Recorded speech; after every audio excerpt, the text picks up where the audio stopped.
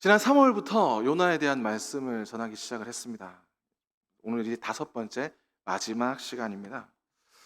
좀 공백이 있었기 때문에 그동안의 말씀을 살짝 좀 요약을 하면은, 이제 요나는 하나님의 얼굴을 피해서 다시스로 도망하려 합니다. 그 이유는 하나님께서 요나에게 니느웨로 와서 그들에게 하나님의 경고를 전하라라고 말씀하셨는데, 니느웨는 당시 요나의 조국이었던 북이스라엘을 위협하는 당시 초강대국인 아수르의 수도였습니다. 즉 니느웨 백성들을 구원하는 것은 곧 아수르를 구원하는 것이었기 때문에 요나는 그것을 거부하고 다시스로 도망하지만 결국 바다에 빠지게 되고, 하나님께서는 그 요나를 물고기를 통해서 살려주시고, 그래서 요나는 다시 니느웨로 가서 하나님이 말씀하신 그 경고를 니느웨 백성들에게 전하게 되는데, 요나의 예상과는 달리 니느웨 백성들이 그 경고를 듣자마자 모두가, 왕부터 모든 백성까지 할 것 없이 모두가 회개하기에 이릅니다. 그래서 니느웨는 멸망을 벗어나게 되죠. 문제는 요나가 이런 상황을 원하지 않았다라는 겁니다. 요나는 여전히 니느웨 백성들이 멸망하기를 바라고 있었기 때문이죠. 그의 머릿속에 아수르는 여전히 잔인하고 포악한, 세상에서 가장 교만한, 하나님의 뜻과는 가장 멀다고 생각하는 그 악한 백성들의 나라였습니다. 그러니 이스라엘의 선지자인 내가 그들에게 하나님의 경고를 전한다고 해서 그들이 바뀌겠느냐라고 그는 생각했던 것이죠. 하지만 그들은 회개합니다. 그리고 멸망을 벗어나게 되죠. 평생을 하나님께 쓰임받았던 하나님의 선지자였던 요나였고, 하나님께 쓰임받는 것 자체가 축복이었던 그였지만, 지금 이 시간만큼 그는 쓰임받고 싶지 않았습니다. 사흘 동안 돌아야 될 이 니느웨 성을 요나는 단 하루만 돌았음에도 이 모든 일들이 이루어지는 것을 보고 요나는 사실 좌절했을 겁니다. 그러면서도 요나는 하나님께서 어떻게든지 자신을 원하는 대로 사용을 하시고, 어떻게든 하나님께서는 자신이 원하시는 것을 이루시는 분이라는 것을 인정하지 않을 수가 없었던 것이죠. 하지만 그럼에도 불구하고 요나 마음속에 있던 아수르를 향한 미움은 사라지지 않았습니다. 그래서 처음부터 끝까지 똑같은 감정으로 아수르와 니느웨를 대했죠. 우리 오늘 말씀 1절 말씀을 함께 읽겠습니다. 1절입니다. 시작. 요나가 매우 싫어하고 성내며. 아멘. 요나가 싫어하며 성을 내었다. 너무 지금 화가 난 상태다라고 성경은 기록을 합니다. 무엇 때문에 화가 났습니까? 간단합니다. 니느웨가 멸망하지 않았기 때문에 화가 난 겁니다. 그리고 자신이 니느웨의 멸망을 막는 데 쓰임을 받았기 때문에 화가 난 것이죠. 그것도 그냥 화난 게 아닙니다. 매우 싫어하고 성냈다는 것이죠. 그런데 여러분, 지금 요나가 그 싫어하고 성낸 감정을 표출하는 대상이 있습니다. 그 대상이 누굴까요? 우리 오늘 말씀 2절 말씀을 다시 한번 함께 읽겠습니다. 시작. 여호와께 기도하여 이르되.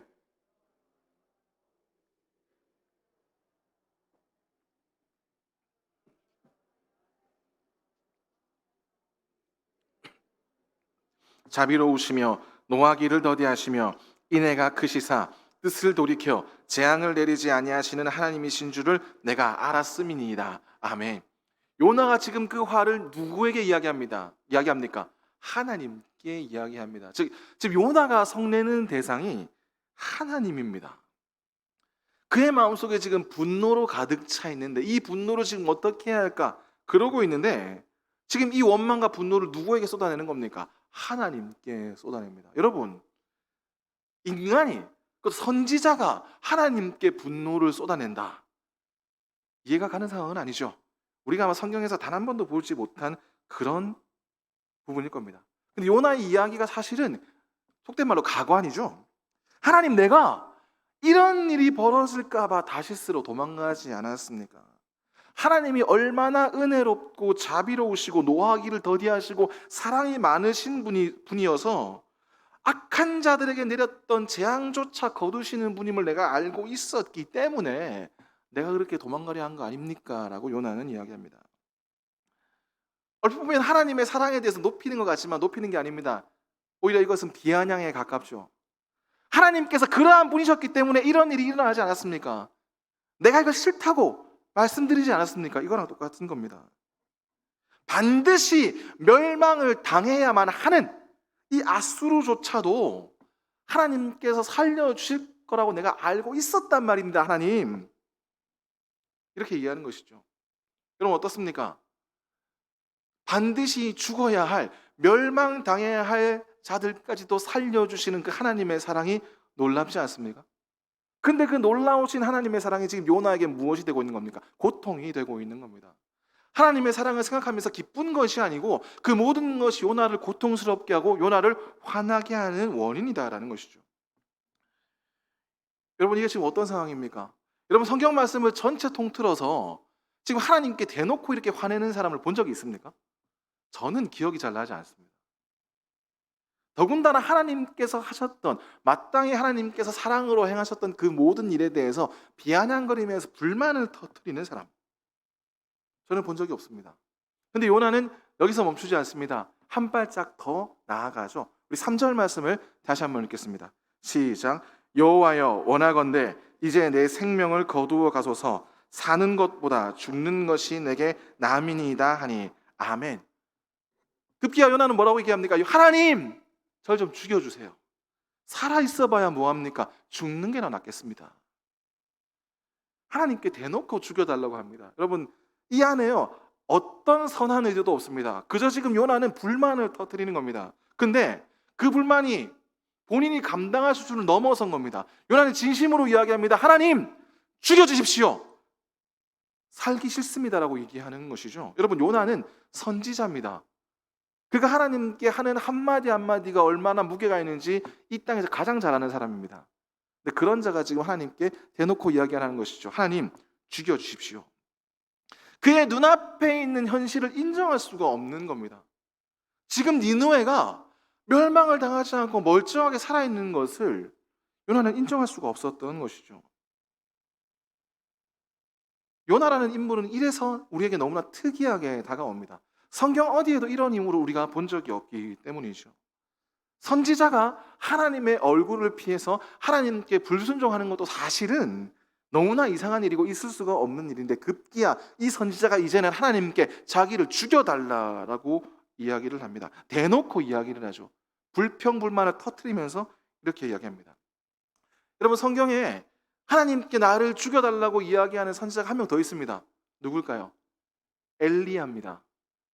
엘리야가 이세벨에게 이제 죽음의 위협을 당할 때 열왕기상 19장 4절을 보면은 숨어있던 엘리야가 자신의 처지를 너무나 한탄을 합니다. 그러면서 하나님께 말씀을 드리죠. 하나님 저를 죽여주십시오. 저는 제 조상들과 다를 바가 없습니다. 저는 여전히 너무나 무능하고 할 수 있는 것이 없는 미천한 존재이니까 하나님 제가 죽는 게 낫지 않겠습니까? 요나가 아니죠. 엘리야가 자소 섞인 말로 정말 좌절하고 절망하면서 그의 처지를 한탄하면서 이렇게 이야기를 하죠. 근데 엘리야는 화가 나는 상황이 아니었습니다. 스스로에 대해서 절망하면서 하나님 죽는 게 낫지 않겠습니까? 이렇게 고백을 하는 거죠. 간혹 어떤 신학자들이 이 엘리야의 고백과 요나의 고백을 좀 등치시키는 부분들이 있는데 저는 거기에 동의하지 않습니다. 왜냐하면 대놓고 요나서 4장 1절에 뭐라고 얘기합니까? 요나가 매우 성내다, 화가 났다라고 언급되어 있기 때문이죠. 근데 여러분 이렇게 행동하는 요나가 이해가 안 되는데 여러분 더 이해 안 되는 분이 누군지 아십니까? 바로 하나님입니다. 왜 하나님이 이해가 안 될까요? 우리 4절 말씀을 다시 한번 읽겠습니다. 4절입니다. 시작.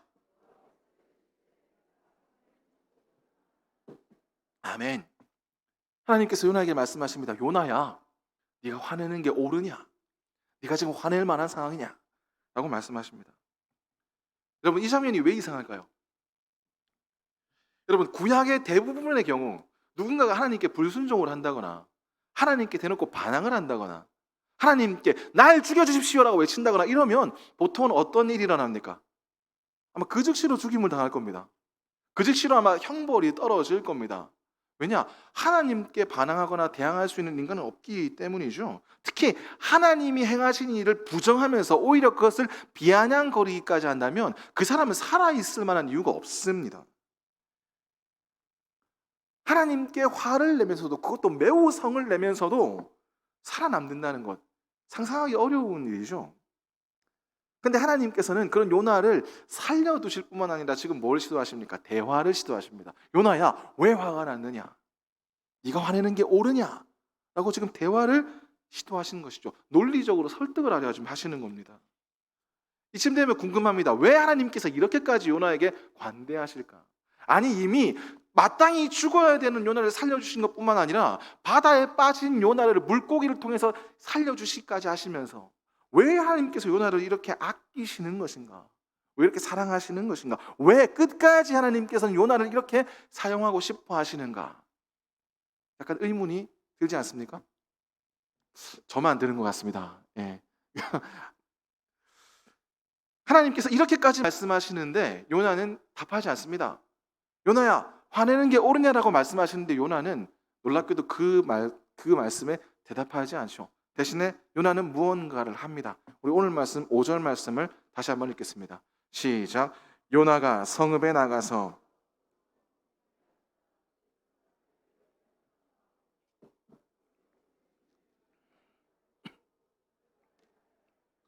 아멘.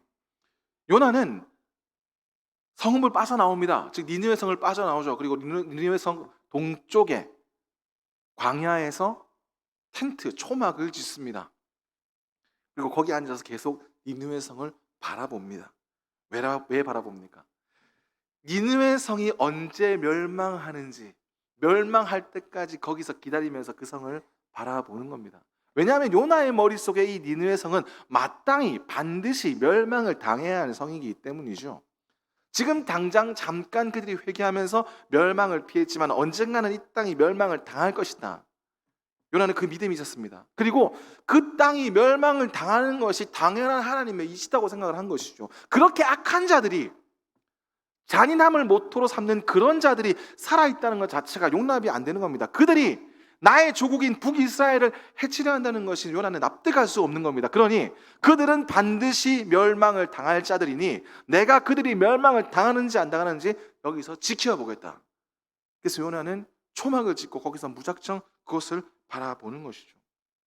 아마도 요나의 입장에서는 니느웨 성이 멸망당하는 것을 보는 것이 마음속에 있는 마지막 한 가닥 희망이었을 겁니다.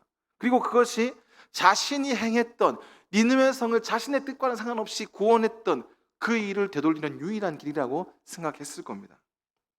그런데 그런 요나에게 하나님께서 무언가를 해주시죠. 우리 오늘 말씀 6절 말씀을 다시 한번 읽겠습니다. 시작. 하나님 여호와께서 박넝쿨을 예비하사 요나를 가리게 하셨으니 이는 그의 머리를 위하여 그늘이 지게 하며 그의 괴로움을 면하게 하려 하심이었더라. 요나가 박넝쿨로 말미암아 크게 기뻐하였더니 아멘. 여러분, 요나가 있는 곳은 사막에 가까운 광야였습니다. 당연히 엄청나게 덥죠.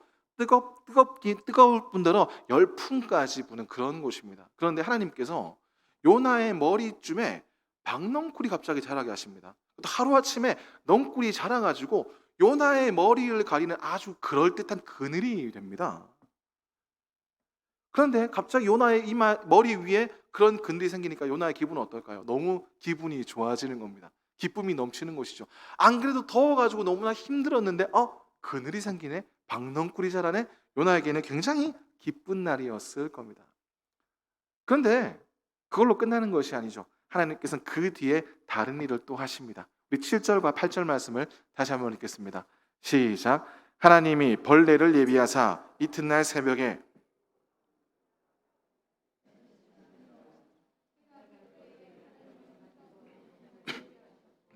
해는 요나의 머리에 쪼임에 요나가 혼미하여 스스로 죽기를 구하여 이르되 사는 것보다 죽는 것이 내게 나으니이다 하니라. 아멘. 그렇게 열심히 하루 동안 박넝쿨이 자라서 멋진 그늘이 되었는데 그날 밤에 하나님께서 벌레를 보내십니다. 벌레가 박넝쿨을 다 갉아먹죠. 하룻밤 사이에 넝쿨이 사라진 겁니다. 그리고 넝쿨이 사라진 것뿐만 아니라 그 다음 날에 어떤 일이 벌어집니까? 갑자기 뜨거운 열풍이 불기 시작을 합니다. 도저히 앉아있을 수가 없게 된 거죠. 버틸 수가 없는 그 햇살과 더위를 통해서 요나는 다시금 고통을 얻게 됩니다. 그래서 요나는 뭐라고 얘기합니까? 하나님! 차라리 죽여주십시오. 죽는 게 낫겠습니다. 라고 다시 이야기를 하죠. 좀 전에도 비슷한 얘기를 했는데 또 죽는다고 얘기합니다. 이쯤 되면 거의 습관에 가깝습니다. 여러분, 여전히 이해가 안 되는 것은 요나는 선지자라는 사실입니다. 하나님께서 그의 말씀을 듣는다는 것을 알고 있었습니다. 하나님께 드리는 한마디 한마디가 얼마나 큰 무게가 있는지를 아는 사람이었다는 거죠. 그런데 요나는 이런 이야기를 합니다. 아마도 요나는 하루아침에 그 박넝쿨을 다시 가져가시는 걸 보면서 하나님께서 지금 나를 놀리시는 건가, 이렇게 생각했을 수도 있었을 겁니다. 아마 그 사실이 너무나 분했을 겁니다. 그래서 요나는 다시금 이렇게 사는 것보단 죽는 것이 낫다라고 하나님께 했을 수도 있었을 겁니다. 그런 요나에게 하나님께서는 다시 말씀을 하시죠. 우리 9절 말씀 다시 읽겠습니다. 시작. 하나님이 요나에게 이르시되 내가 이 박넝쿨로 말미암아 성내는 것이 어찌 옳으냐 하시니 그가 대답하되 내가 성내어 죽기까지 할지라도 옳으니이다 하니라. 아멘. 하나님이 다시 말씀하십니다. 요나야, 박넝쿨 때문에 네가 화내는 게 옳으냐? 라고 말이죠. 여러분, 좀 전에도 똑같은 말씀하지 않았습니까? 요나야, 네가 화내는 것이 옳으냐? 하나님께서 계속해서 요나와 대화를 시도하십니다. 요나가 계속 나는 죽겠습니다라고 얘기하지만 하나님은 그런 요나에게 계속해서 대화를 시도를 하시죠. 그런 하나님의 말씀에 요나는 대답합니다. 하나님, 맞습니다. 죽겠습니다. 내가 정말 이렇게 화나는 게 맞지 않습니까? 화나서 죽겠습니다, 하나님. 이렇게 분노하죠. 이쯤 되면 분노 조절장애가 아닌가 싶을 정도입니다. 사실 요나는 모든 상황이 다 마음에 안 드는 겁니다. 대체 왜 이런 일이 나에게 벌어지는지, 하나님이 왜 나를 니느웨에 보내시려고 하신 건지, 왜 내가 니느웨가 구원받는데 쓰임받게 된 건지, 그리고 내가 지금 왜 여기서 초막을 치면서 니느웨의 멸망을 기다리고 있는 건지, 그리고 왜 하나님께서 나에게 박넝쿨을 하루아침에 주셨다가 다시 하루아침에 가져가시는 일종의 장난을 치시는 건지, 이 모든 일이 이해가 안 되는 겁니다. 이 모든 일이 분노로 가득 찬 이유다라는 것이죠. 그런 요나는 이야기합니다. 하나님, 이제는 죽여주십시오. 어제만 하더라도 요나는 박넝쿨 때문에 기뻐했습니다. 아마도 박넝쿨을 주신 하나님께 감사했을지도 모릅니다. 그런데 이제는 그 모든 기쁨이 사라집니다. 하루아침에 사라지고 이제는 다시 나를 죽여달라고 이야기합니다. 여러분, 그 전에는 어떤 일이 있었습니까? 요나가 하나님의 명령을 거부하고 거역하고 불순종하고 다시스로 피하려다가 바닷가에 빠지지만, 바다에 빠진 요나를 하나님께서 물고기를 통해 구해주심으로 말미암아 요나는 감사의 기도를 드립니다. 그리고 고백하죠. 구원은 여호와께 있습니다. 그런 고백까지 한 요나인데 이제 그 모든 감사와 그 고백을 다 잊어버립니다. 그런데 이런 요나에게 다시 한번 하나님께서는 이렇게 말씀을 하시죠. 우리 오늘 말씀 10절과 11절 마지막까지 쭉 함께 읽겠습니다. 시작. 여호와께서 이르시되 내가 수고도 아니하였고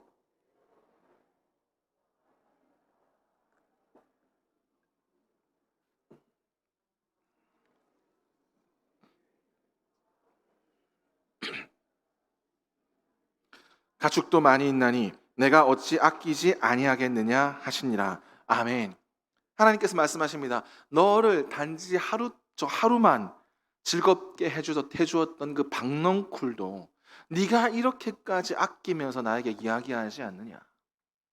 그 하룻밤만 잠깐 너에게 있었던 그 박넝쿨조차도 아끼는 걸 보면서 내가 이 성 안에 이 수많은 사람들을 아끼는 것이 너무 당연한 일이 아니냐, 하나님께서 말씀하시는 것이죠. 거기다가 하나님께서는 또 말씀하십니다. 여기에는, 이 니느웨 성에는 좌우를 분별하지 못하는 자가 무려 12만여 명이 된다. 이 좌우를 분별하지 못하는 자는 전통적인 해석으로는 아직 어떤 것이 옳은 것인지 판단하지 못하는, 성장하지 못한 덜 성장한 어린 아이다라고 보통은 이렇게 해석을 하죠. 또 다른 해석으로는 어린아이를 포함해서 어떤 것이 죄인지 구별하지 못하는 자들, 순수한 사람들, 어린아이를 포함한 모든 대상을 가리킵니다.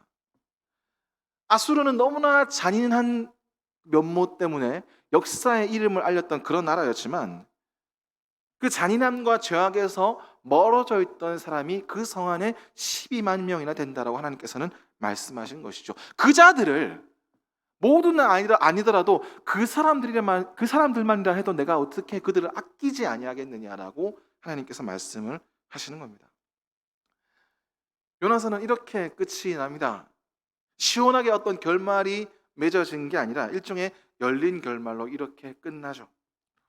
이 뒤에 요나가 하나님의 말씀을 이해했다거나 혹은 그가 하나님께 회개했다거나 이런 내용은 나타나지 않습니다.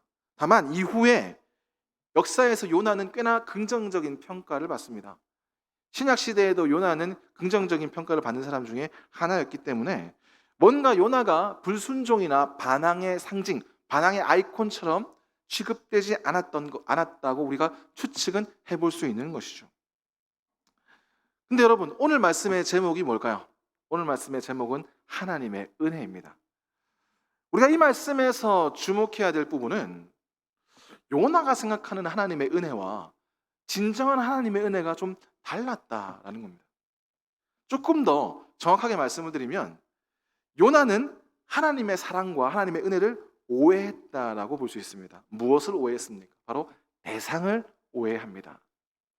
하나님께 사랑받는 대상, 하나님의 은혜가 함께 구하는 그 대상이 어떤 자들인가? 요나는 여기에 대해서 오해하고 있다라고 말씀하는 것이죠. 죄악의 도시 가운데 사는 자라 할지라도 하나님께서는 그들을 사랑하신다라고 오늘 말씀에 하나님께서 말씀을 하십니다. 근데 여러분, 요나의 입장에서는 하나님의 사랑을 받는 자들, 하나님의 은혜를 입어야 하는 자들은 어떤 자들입니까? 자신들과 같은 자들이죠. 하나님께 택함 받은 백성들, 하나님과 언약을 맺은 백성들, 그래서 하나님께서 지키시겠다고 말씀하신 그 백성들이야말로 하나님의 은혜를 받는 자들이다라고 생각을 한 겁니다. 그러니 요나는 이해가 안 되는 겁니다. 그 하나님의 백성들을 위협하는 자들, 하나님의 백성을 죽이고자 하는 그 자들, 그 아수르의 백성, 니느웨 백성들이 왜 하나님의 은혜를 입어야 하는가? 왜 그들이 하나님의 은혜의 대상이 되어야 하는가? 그리고 왜 그들의 하나님의 은혜에 대한 도구로 내가 쓰임을 받아야 하는가? 이 모든 일들이 이해가 안 되는 것이죠. 용납할 수 없는 일이었다라는 겁니다. 여러분, 만약에 내가 요나라고 생각해 봅시다. 우리가 이스라엘 백성이라고 생각해 봅시다. 멀리 갈 거 없습니다. 우리 북쪽에 누가 있습니까? 우리가 미사일을 겨누고 있는 북한이죠. 여러분, 북한 때문에 우리가 당장 멸망당할 위기에 놓여 있는데 갑자기 내가 북한을 구원할 사람이라고 생각해 보십시오. 누가 그것을 용납하겠습니까? 누가 그것을 감사해 하겠습니까? 누가 그들이 하나님의 은혜의 대상이라고 이야기하겠습니까? 오히려 우리가 하나님께 사랑받고 은혜를 받아야 될 대상이지 그들은 하나님께서 마땅히 물리쳐 주셔야 할 적이다라고 생각하지 않겠습니까? 그러다 보니까 요나의 입장에서는 더 이상 하나님의 사랑이나 은혜가 아름답지 않은 겁니다. 그에게 있어서는 오히려 그것이 고통이 되는 것이죠. 그래서 요나는 계속해서 이야기하는 겁니다. 하나님, 죽는 게 낫겠습니다. 왜? 하나님의 사랑을, 하나님의 은혜를 보는 것 자체가 지금 나에게 너무나 큰 고통이기 때문입니다. 라고 이야기하는 것이죠. 나의 대적이, 마땅히 죽어야 할 자들이, 내가 너무나 미워하는 사람이 결코 은혜를 입어서는 안 된다고 생각하는 저자가 은혜를 받는, 복을 받는 모습을 보았을 때 하나님의 사랑은 더 이상 우리에게 아름답게 느껴지지 않는 겁니다. 오히려 나에게 고통이 되는 것이죠. 내가 이해할 수 없는 사랑, 납득할 수 없는 은혜, 그것이 내 눈앞에 펼쳐질 때 오히려 그 도구로 내가 쓰임을 받을 때 나는 어떻게 해야 할까? 나는 어떻게 해야 할까? 이것이 요나서의 주제입니다. 그러니 여러분, 요나서의 가장 중요한 대목은 바로 이 5장입니다. 이 4장입니다. 나머지 부분들은 이 4장을 위한 빌드업일 뿐입니다. 여러분, 지금까지 우리는 성경의 주제를 보통 뭘로 생각합니까? 착한 자는 뭘 받죠? 복을 받습니다. 악한 자는 뭘 받습니까? 벌을 받죠. 네 글자로 줄이면 뭘까요? 권선징악입니다. 마치 동화책에 나오는 그런 아주 단순한 하지만 완벽한 그 이야기를 우리는 성경을 생각한 겁니다. 왜 그렇습니까? 하나님께서 선한 것을 좋아하시고 악한 것을 미워하시는 분이기 때문이죠. 그러니 모든 것이 그대로 이루어질 것이다라고 우리는 생각을 합니다. 그런데 요나서는 그런 우리에게 정면으로 질문합니다. 납득할 수 없는 사랑이 있을 때, 이해하지 못하는 은혜가 있을 때, 나의 대적에게 복 주시는 하나님을 뵐 때 여러분들은 어떻게 하시겠습니까? 라는 질문을 우리에게 하고 있는 것이죠. 여러분, 어떤 답을 내시겠습니까? 어떻게 해야 되죠? 이해할 수 있습니까? 우리가 입술로는 지금 그래도 이해할 수 있습니다라고 고백할 수는 있지만, 여러분들이 만약에 그 상황에 닥친다 생각을 해보십시오. 여러분들의 대적자, 지금 여러분들을 해하려고 별의별 나쁜 짓을 다 하고 있는 사람이 있는데 갑자기 하나님께서 그 사람에게 은혜를 준다 생각해 보십시오. 이해가 되시겠습니까? 안 되실 겁니다. 오히려 그 사람이 받는 하나님의 은혜가 여러분들에게는 이 땅의 그 어떤 것보다 큰 스트레스가 될 겁니다. 그러니 여러분, 답이 없는 문제죠. 이 답을 어디서 찾아야 될까요? 근데 여러분, 답이 있겠습니까? 없겠습니까? 있을까요? 없을까요? 답이 없으면 제가 말씀을 전하겠습니까? 답이 있으니까 전한 겁니다. 답이 어디 있을까요? 성경에 있습니다. 근데 여러분, 그 답은요, 이미 하나님께서 오래전에 요나에게 주셨습니다. 요나뿐만 아니라 요나의 백성이었던 북이스라엘에게 이미 주셨죠. 그게 어디 나와 있을까요? 우리 말씀 한 절 함께 읽어보겠습니다. 열왕기하 14장 23절부터 27절입니다. 우리 자막이 있죠? 우리 함께 읽겠습니다. 시작. 유다의 왕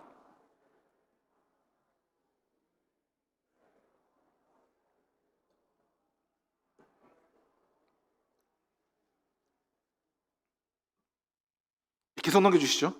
여호와 보시기에 악을 행하여 이스라엘에게 범죄하게 한 느바세 아들 여로보암의 모든 죄에서 떠나지 아니하였더라.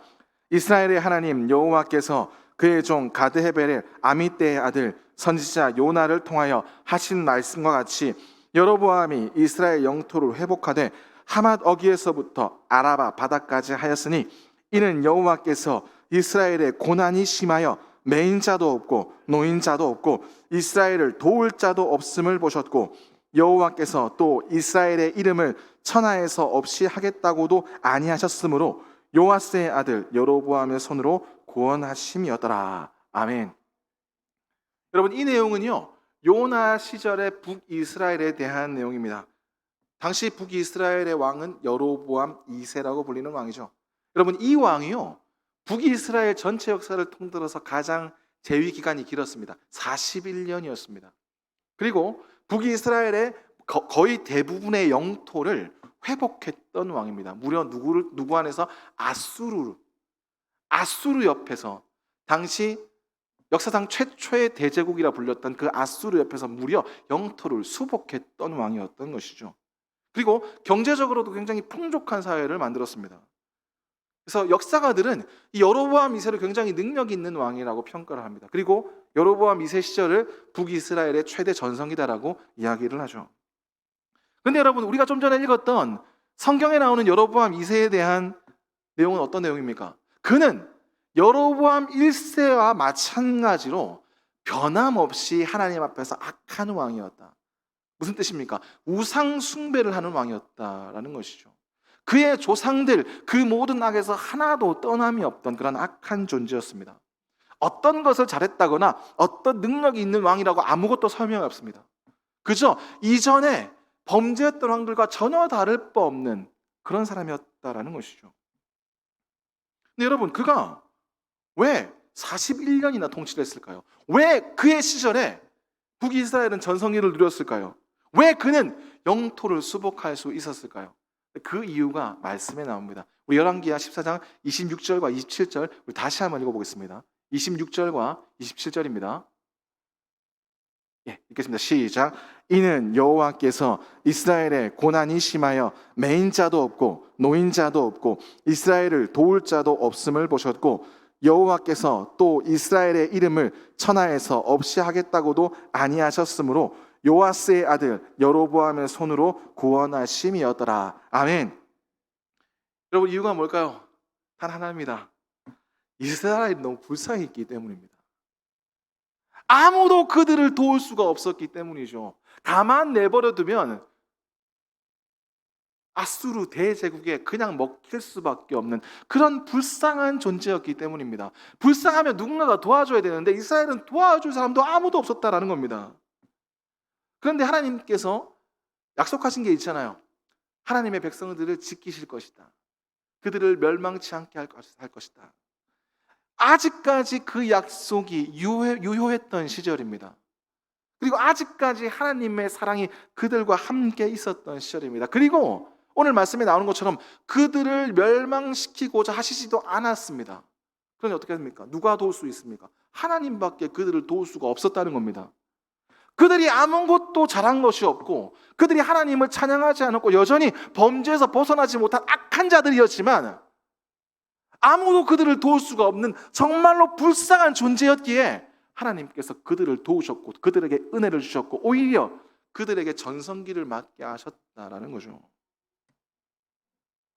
여러분, 지금 요나의 눈앞에 벌어지고 있는 하나님이 니느웨에게 주시는 그 은혜는요, 사실은 이미 훨씬 이전에 하나님께서 북이스라엘에게, 여로보암 2세에게 그리고 요나에게 주셨던 동일한 은혜였다라는 겁니다. 니느웨가 그들이 스스로가 은혜를 얻어야 할 이유가 하나도 없었듯이 마찬가지입니다. 북이스라엘도 하나님 앞에서 은혜를 얻어야 할 이유가 하나도 없었습니다. 오히려 그들은 범죄하는 자들이었고 북이스라엘 세운 여로보암 1세의 그 범죄에서 한치도 벗어나지 못했던, 여전히 우상을 숭배하고 있었던 악한 자들이었습니다. 그런데 하나님은 이미 그들에게 은혜를 주셨고 그들을 살려주셨다라는 것이죠. 이유가 뭡니까? 불쌍해서입니다. 이 당시에 니느웨도 마찬가지였습니다. 이 당시에 아수르는 물론 아직까지는 강대국이었지만 점차 쇠퇴하고 있었고 당시에 니느웨에 여러 가지 사건들이 많이 있었다라고 사가들이 기록을 합니다. 그런 니느웨가 하나님의 은혜를 입어 멸망을 벗어나게 된 것이죠. 그런데 그 은혜를 이미 요나와 이스라엘이 이미 경험을 했음에도 불구하고 요나가 왜 이렇게 이야기를 할까요? 잊어버렸기 때문입니다. 내가 이미 은혜를 받았는데 그저 그 은혜를 간직하고 있는 것이 아니고 은혜를 받았다는 사실을 잊어버린 것이죠. 마치 나는 은혜를 받지 못한 사람처럼 지금 행동을 하고 있는 겁니다.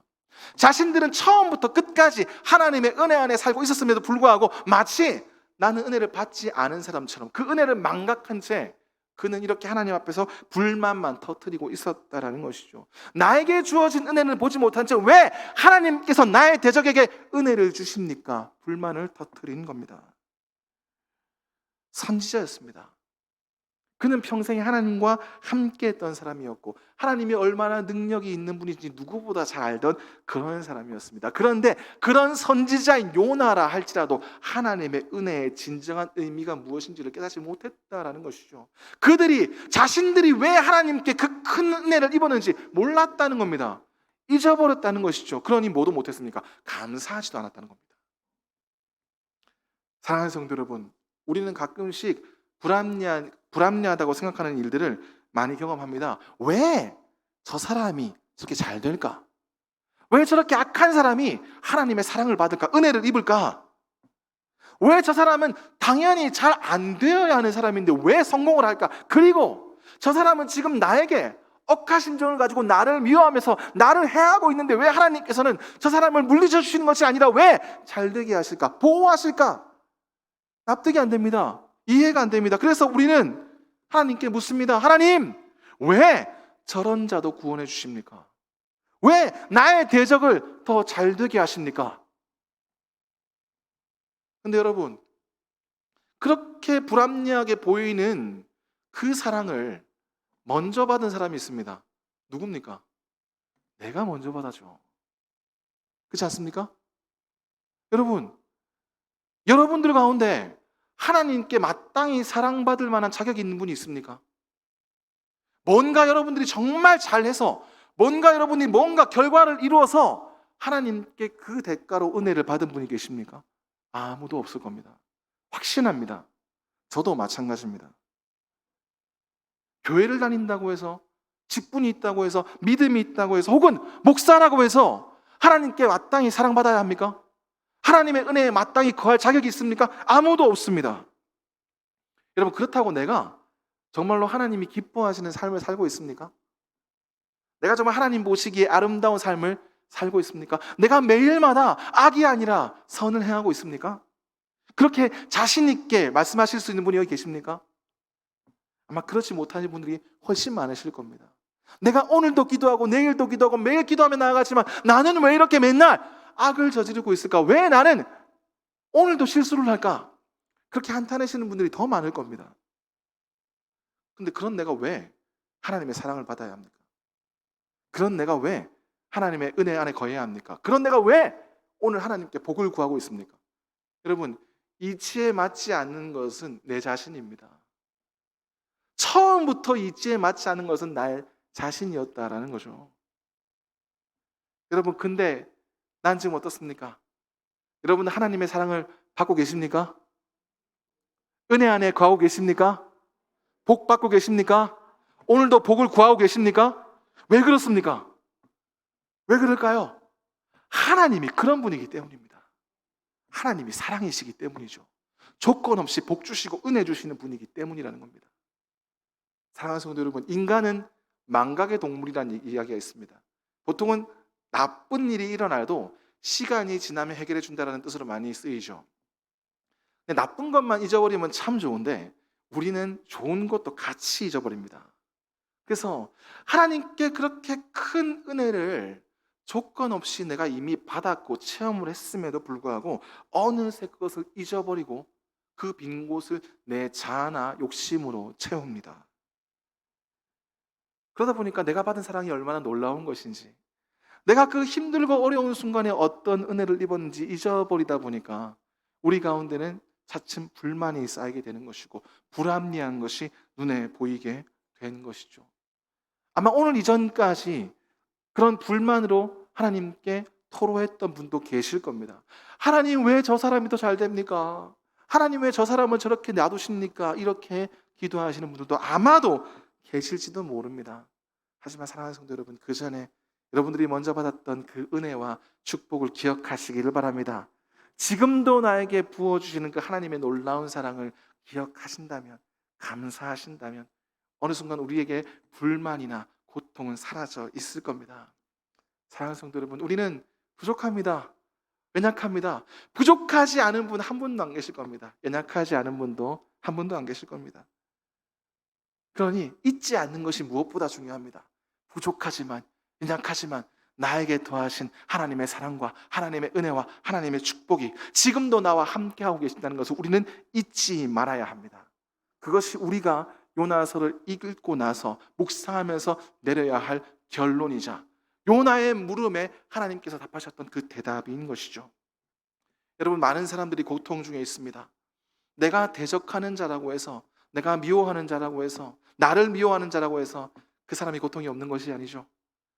또한 하나님을 믿지 않는 이 땅에 사는 수많은 사람들도 여전히 고통 가운데 있습니다. 근데 누구도 그들을 도울 수 없습니다. 그러니 누가 도와줘야 합니까? 하나님이 도와주셔야 되는 것이죠. 그리고 지금도 하나님이 그들을 돕고 계십니다. 그리고 하나님은 그들만 도우시는 것이 아니고 나도 지금 돕고 계시는 것이죠. 그러니 이제는 내가 받은 그 은혜, 그 놀라우신 사랑을 모두가 함께 받아 누릴 수 있도록 내가 먼저 더욱더 낮은 자세로, 겸손한 모습으로, 그리고 열린 마음으로 나아가시기를 주님의 이름으로 부탁을 드립니다. 동시에 하나님께서 주신 그 사랑을 잊지 않고 항상 기억하시고 항상 감사하며 나가는 복된 성도님들이 되시기를 주님의 이름으로 축복합니다. 요나의 이야기는 굉장히 복잡해 보였습니다. 어떻게 이런 사람이 있는가, 어떻게 이런 일이 있을까, 이렇게 느껴졌습니다. 하지만 그 결말은 뭡니까? 결국 이것은 하나님의 사랑과 은혜에 대한 이야기입니다. 그리고 이것은 그저 말씀 속에 적혀진 요나라는 특정한 인물에 대한 이야기가 아니라 현재 진행형으로 나에게도 일어나고 있는 일이죠. 하나님께서는 오늘도, 내일도, 앞으로도 영원토록 저와 여러분에게 은혜와 사랑을 넘치도록 부어주실 겁니다. 그러니 하나님의 사람으로서 하나님의 은혜 안에서 언제나 기쁨과 평안함 가운데 살아가시고 이제는 넉넉하게 마음을 열고 그 복을 다른 사람에게 전하며 나누어 줄 줄 아는, 그렇게 함께 하나님께 감사하며 나가는 우리 사랑하는 우리 예동교회 공동체가 되시기를 다시 한번 주님의 이름으로 축복합니다. 축복합니다.